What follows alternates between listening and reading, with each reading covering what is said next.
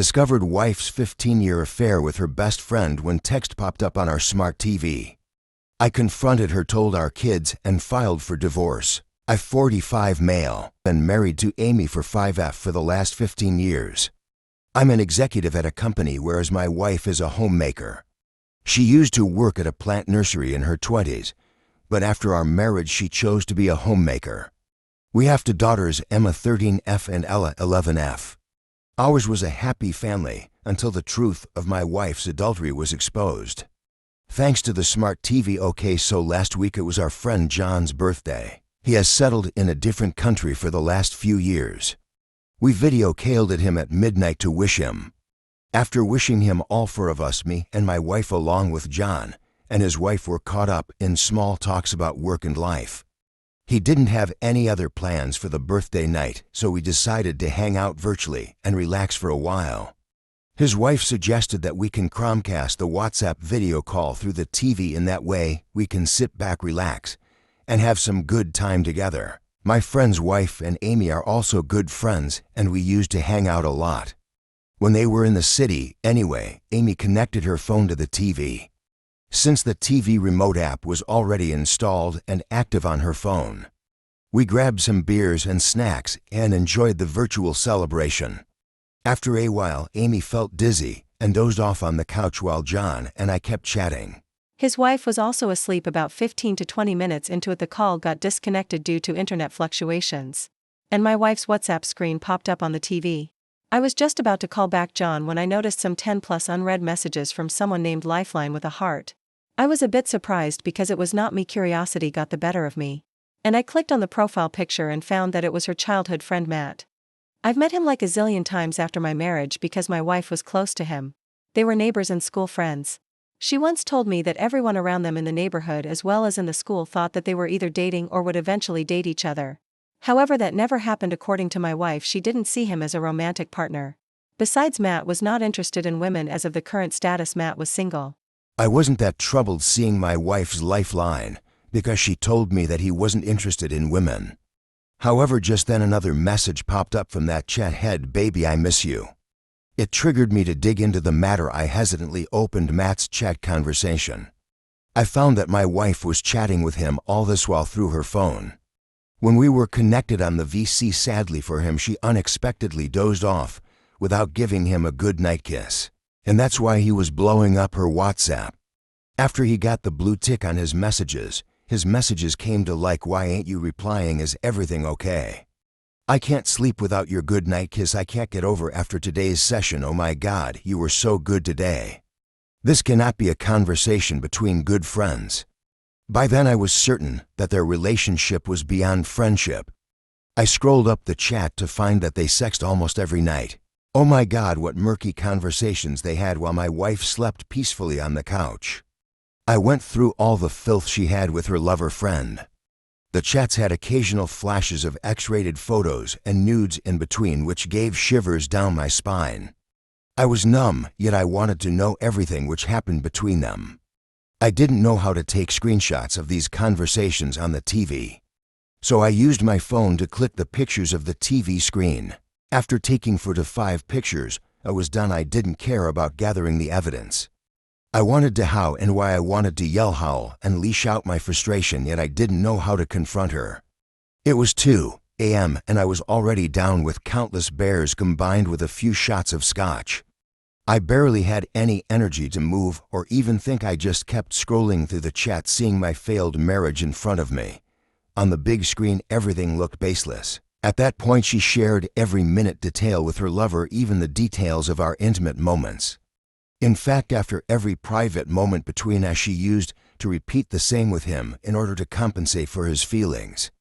I felt disgusted. I wanted to know when all of this started, hence I kept scrolling, but it looked like a never-ending sea which got deeper even after reaching the deepest corner. By then, Matt's messages had stopped coming, and there was a dead silence in the house. I felt haunted. I grabbed a cushion lying beside me just to ensure that I wasn't dreaming or hallucinating. I was still scrolling mindlessly when Amy suddenly woke up from her slumber.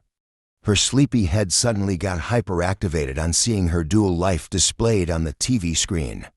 She immediately snatched the remote from my hand and switched off the TV. She then pounced on her phone and disconnected it from the TV. I just kept staring at her dumbfounded. I saw her opening her WhatsApp chat, glancing through her lover's chat, and then closing the app with a huge sigh. That long breath was a sign of surrender. She understood that I knew everything. She held my face with her hands and came closer to me, saying, "Baby, I can explain. Please listen to me." I stared back at her and replied, "Sure, please explain."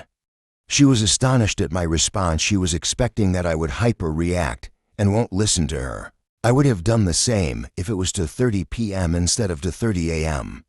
I was almost passing out, partly because of the alcohol and mostly because of the unraveling truth. I repeated, "Damn it, explain." She was at a loss for words.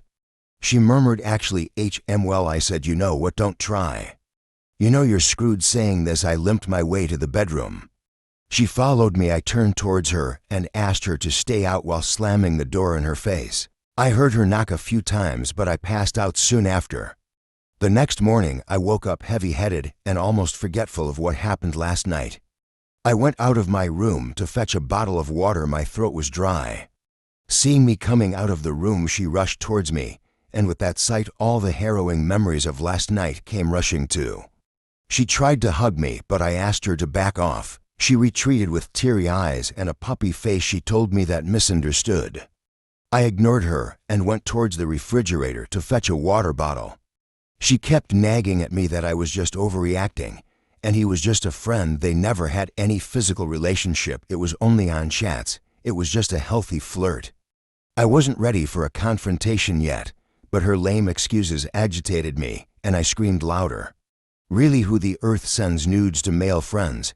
And what does that sexting mean? Wasn't he supposed to be uninterested in women? Then how the hell did he find interest in your private parts? It was a Saturday morning, and gladly my children weren't at home. They were with my parents for that week to enjoy their summer vacation. I stared at her, asking her for an explanation. My mental state was running pathetic. I wanted to get to the core of the situation despite knowing that it would crumble me to pieces. I wanted her to confess every detail of her crime, yet I felt like throwing up. Whenever she opened her mouth, I grinded my teeth asking her to speak, but then shut her up.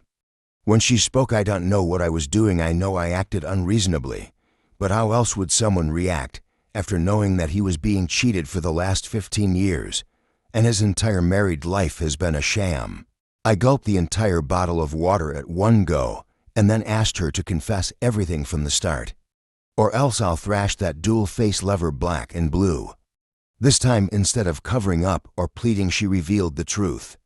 She confessed that she and Matt were always lovers. They got into a physical relationship in high school, and since then they continued with it. However, Matt was a lazy bum and made it straight to Amy that he can't afford to provide for her. To give a little context about Matt, he's a school dropout who has never earned a penny on his own. His parents had acquired a few decent properties in the suburbs, whose rental yield is keeping his expenses afloat. However, that is not sufficient to pay for two people. I met his parents a couple of times during my visit to Amy's house. They were concerned about Matt's laziness and requested Amy to advise him on taking up a job or starting a business. Amy confessed that she did break ties with Matt many a time due to his commitment issues. However, he was always successful in winning her back. Apparently, Matt never had any issues with Amy dating other men. Although he never dated anyone but Amy, she had a couple of boyfriends before. We started dating, so this sounded true to me, although amazing what kind of lover does that. I know, maybe a lazy one. I asked her that if they that close, why didn't she marry him? She said that Matt would have never been able to provide a good lifestyle to her. Besides, Amy never had a stable job, nor was even aspirational about her career, that she could be the breadwinner of the house. So she chose to be a freeloader and lead a dual life. I asked her one last question, if the girls were mine or of Matt. She swore that they were mine. I wasn't convinced and still doubted her.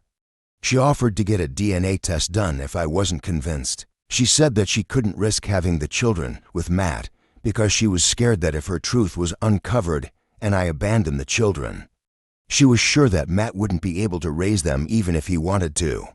I don't know if I should be relieved to know that at least the children were mine. I asked her to leave the house or else I would reveal her truth to everyone, even to the girls. They might be young, but smart enough to grasp the truth. She begged me not to disclose this to our daughters, saying that they would hate her and disrespect her. I refilled the bottle of water, grabbed a few beer bottles, and went inside my room and locked it. I sat in front of my laptop and stared at the screen for more than an hour. I didn't know what to do next or whom should I talk to. The truth was killing me from inside. I felt suffocated. After emptying the bottles of beer, I went out of my room, grabbed my car keys, and drove to my in-laws' place, which was 30 minutes away. My mother-in-law answered the doorbell with a pleasant smile. But seeing my red face, she knew something was wrong. She called my father-in-law, who rushed from their bedroom and sat me down. I was sweating and palpitating with anxiety. I told them that I don't know any better way of confronting this. While narrating everything, my throat got dry and my body temperature soared high. As I revealed the ugly truth, midway through this, we heard someone banging on the door. It was Amy. She stormed into the house and asked me to leave immediately. She said that this was our private matter and that we should deal with it and not involve her parents. The next few hours were a series of emotional rage and turmoil. I rebuked her for cheating on me for 15 years, while she brushed it off as a mere casual relationship, which meant nothing to her.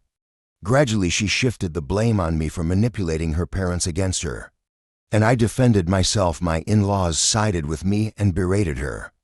I spent the entire weekend drinking, passing out in between, and refilling my stomach with alcohol. The next day was Monday. I went to work feeling groggy and exhausted. At the office, I Googled some divorce lawyers and booked an appointment with one. I came back home to find some of her belongings missing. I guess she came home when I was away, packed some of her stuff, and left. I didn't bother to check on her. She messaged me stating that she would be staying at a hotel to give me some time to cool off. Seriously, did she think the matter was so trivial that I could simply move on? She also sent me messages pleading for forgiveness and making promises about ending her relationship with her lover. It's been a week since that fateful day. Today is Friday again. The week moved too slowly for me.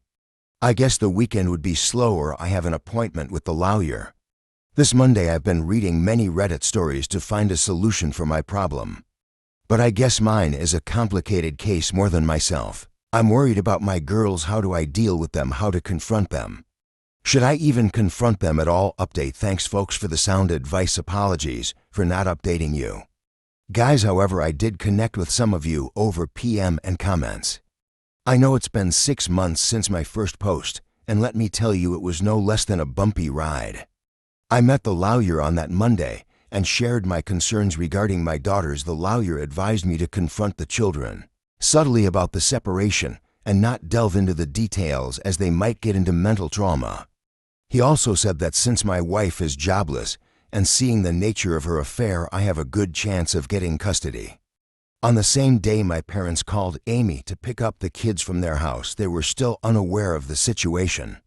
She came home with the kids when I was lying drained on the couch after the stressful meeting with the lawyer. I avoided having any conversation in front of the children and was put up in my room. When she came inside the bedroom, I told her to confront the girls about her adultery. She started sobbing and begged me for forgiveness. She kept saying that the girls would hate her for this. I guess they should. She deserved to be hated. What else do you expect after cheating on your family for 15 years? The lawyer said that it would take a week or so to send the divorce papers to Amy. So I had a week to straighten out things with the children as well as with my parents. I told her that I'm divorcing her. She reacted as if this was something out of the blue. She said that the children would be traumatized by the divorce. I wonder where her motherly feelings were buried all these years. I asserted that my decision is final and gave her the ultimatum of a week to confront the girls in whichever way she liked, or else I would tell them the truth. I grabbed my pillows and dozed off on the bedroom couch that entire week. I left the house early in the morning and came late in the evening. As the weekend approached, she wailed and cried throughout the night, sometimes so hard that I would wake up. As the weekend approached, she wailed and cried throughout the night, sometimes so hard that I would wake up. I did feel pity for her, but how could she do this for so many years? What was she thinking, that she would never be caught? She would have got multiple opportunities to cut off her lover, yet she continued with him. Our private conversations, my insecurities, my deep, dark secrets, everything she left open in front of her lover. How could I forget all of those? On Friday evening, she told me that she had planned a way out to confront the girls the next day. I nodded. On Saturday, after our breakfast, she told the children that we have some news for them. She said that I have got a transfer to a different country, hence I would be moving out for a few years. I was dumbfounded while my daughter stared at me. I asked her sarcastically in front of the girls, "Does this mean that I need to move out of the house, right?" She rolled her eyes, sighing me to shut up. She said, "Well, in that case, if the house is too big for 3 of us, we can shift to my parents' house. And later we can find a smaller place." The girls were perplexed at this. They were young, but not stupid to not understand the game she was trying to play. My younger daughter told Amy that whatever she is saying is not making sense, while the elder one questioned us on point blank, "Are you guys getting divorced?" I gave a stern look at Amy and urged her to speak the truth. She sighed and broke down. The girls looked at me for the answers. I told them that they were right about our divorce. I explained to them that we don't feel compatible with each other anymore. My elder daughter asserted that I might be having an affair, and that's the reason Amy was crying. She held her mother's hand and asked her if I was cheating on Amy. Instead of clearing the air, Amy just hugged her in anticipation. The girls gave me a disgusted look. I lost my mind at that manipulative woman. I was stunned to see how she turned the table around me. I told my daughters everything, how I found out, and what their mother was up to, of course filtering out the A+ content. Amy yelled at me for backing out on my words. She told me that I gave her the liberty of giving any explanation to the girls. Then why I didn't support her when she was telling them about my transfer. The situation was out of control, and I decided to put my foot down at Amy's manipulation. I called up my parents and my in-laws and asked them to come down ASAP. Both of them lived 25 to 30 minutes away, and within an hour all 4 of them were at my house. That 1 hour was a nightmare for me, which I'll never forget in my life. My daughters were crying while hugging me, and seeing this, Amy tried her best to reason out her actions. She even went as far as portraying me as a liar and manipulating the girls against me. She stopped only when I told her I had photos of those conversations. My parents were shocked to see us in that condition. I narrated the incident in brief. Everyone despised Amy for such a heinous act. She kept sobbing and pleaded for forgiveness. For a moment I felt pity for her. It hurts me to see her in this condition. But she has bought this on herself instead of portraying me as the villain in front of my daughters. She could have just told them we felt out of love or something, but she wasn't ready to own the slightest of blame on her. And now her ugly truth lies naked in front of everyone, including her daughters. I made it clear that we are proceeding with the divorce, and the girls would be with me. I asked her parents to take her away. Even the girls asked her to leave. My parents decided to stay back for a few weeks and take care of us. It was indeed a tough time for us, but glad we came out strong. I am enrolled in therapy for all 3 of us, and we are in a much better mental space now. My divorce proceedings are going on. Amy has claimed a share in my house, which I'm contesting. Because she doesn't deserve a penny. Surprisingly, she didn't contest the custody of the children, making it easy and evident for us to understand her priorities during the confrontation, and even after that, Amy promised to cut off all ties with her lover. However, after she moved in with her parents, she was caught visiting her lover's house. Her siblings caught her and humiliated her to the extent that she had to eventually leave the house. Her parents humiliated Matt for his actions and informed his parents as well.